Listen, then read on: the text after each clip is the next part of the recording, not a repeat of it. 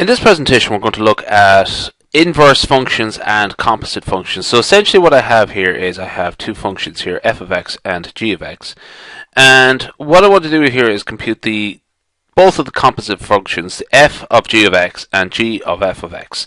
Or another way, so that's the way I have it stated there, but essentially f of g of x is supply the function g of x as an input to f. So in this case, what I'm doing here is f of 2x squared plus 4. Okay, that's g of x.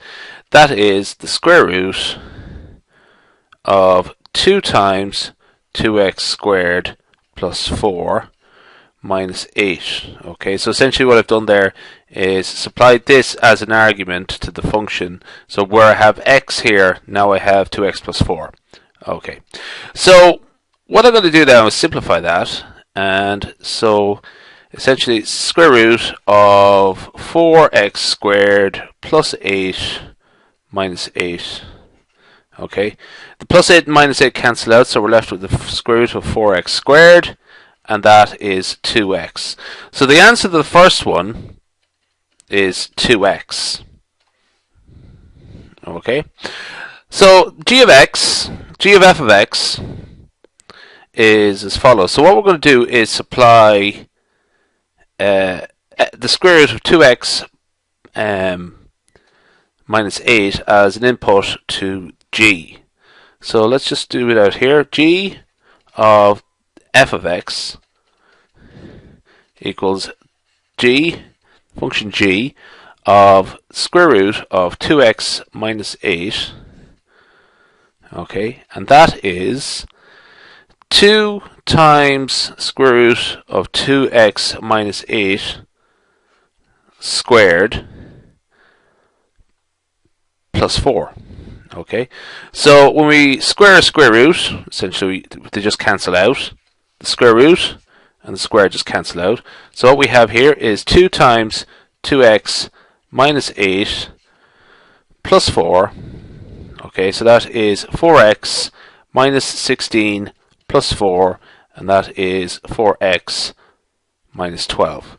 So g of f of x equals 4x minus 12. Okay, the last part of this question is simplify your answers as much as possible. It's straightforward enough.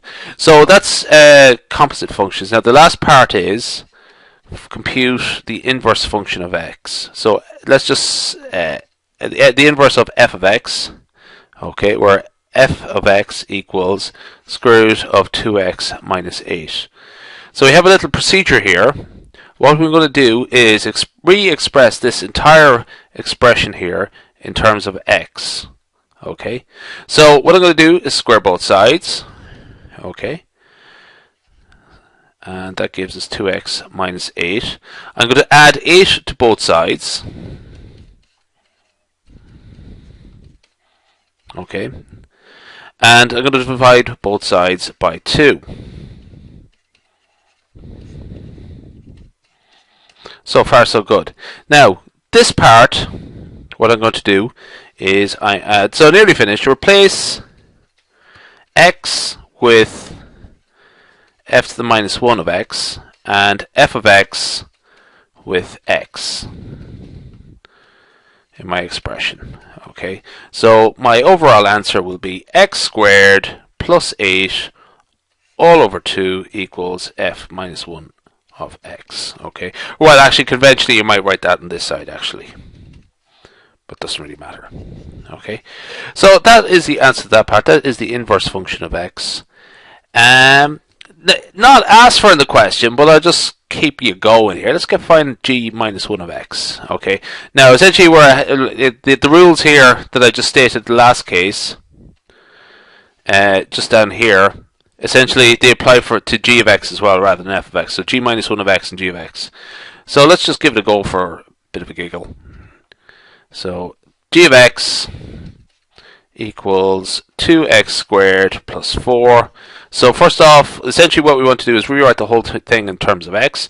So g of x minus 4 equals 2x squared. Okay, so get the square root of both sides. g of x, square root of g of x minus 4 equals the square root of 2, the square root of 2x squared. So the square root of 2 times x. Okay. Do you know what I could have just actually, sorry, I went into that one a little bit too hasty. What I might do here first off is just divide both sides by 2. Okay, that would be make things a little bit simpler, and then get the square root. G of x minus 4 over 2 equals x. So again, replace g of x with x and x with g minus 1 of x. So the inverse function. Okay, so replace this term here with x.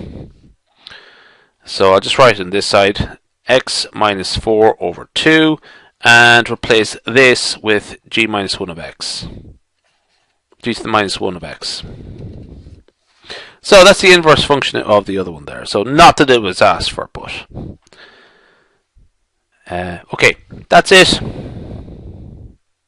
Part C done.